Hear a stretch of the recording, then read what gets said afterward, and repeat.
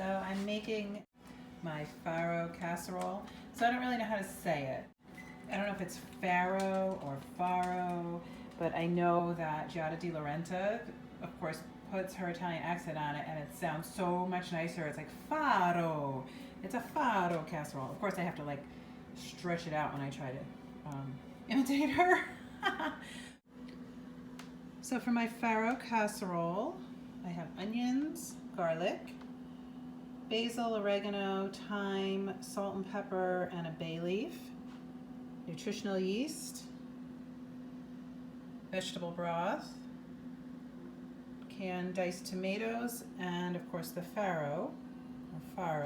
And then for the topping, I'll be getting out and crushing together some walnuts, nutritional yeast, and salt. So that's it. Let's get making this casserole. So the first thing I'm going to do is add a couple of glugs, tablespoons, whatever, of vegetable broth to saute my onions and garlic. And we have the onion and garlic in there.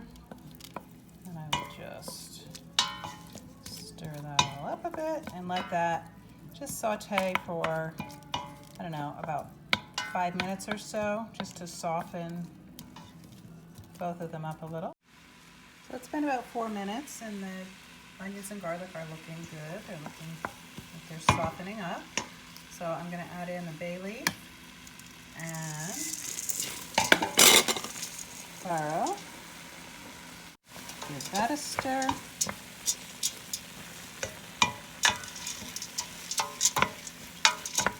And I'm just going to let those melt together, the flavors melt together for a few minutes. Just be careful that it doesn't burn. I'm going to turn the heat down a tiny bit.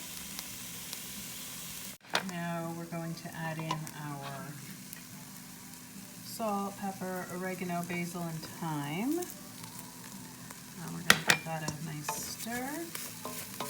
Get it all incorporated. Oh my gosh, it smells so good. Those spices, when they hit the heat, boy, ooh, they smell yum. All right. Now we're going to add in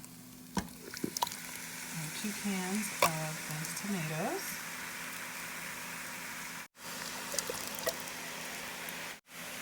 And we're going to add in our vegetable broth.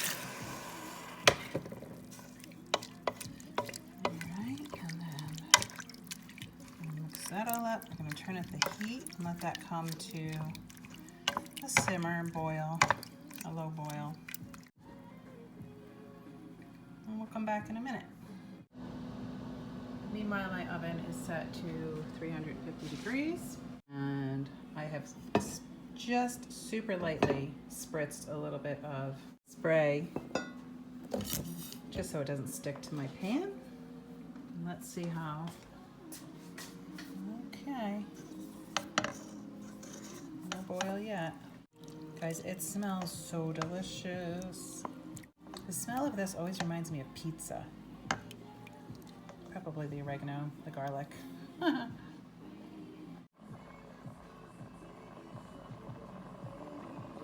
Okay, so it has come to a boil. I've let it boil like a minute or two. Now I'm going to remove the bay leaf, because you don't want anyone biting into that. So, bye bay leaf. And I'm going to now take it off of the heat. Now I'm going to add in the nutritional yeast.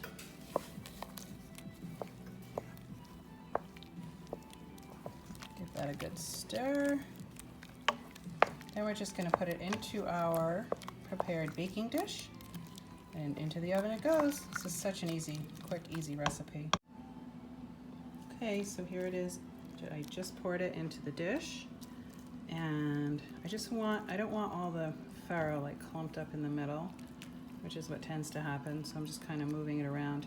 And I forgot to mention, in the original writing of the recipe, I have parsley mixed in at the end with the nutritional yeast before I put it in here. But I didn't have any, so perfect. So now we're just going to cover this tightly with foil and we're going to put it in the oven. I just put the Farro casserole in the oven. It's 350 degree preheated oven. We're gonna bake that for 40 minutes. Okay, I took the casserole out after 40 minutes and I made the topping.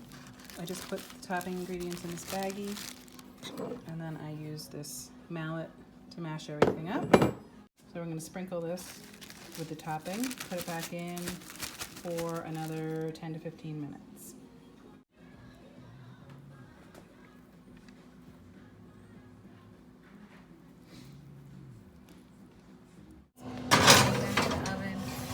About 10 to 15 minutes.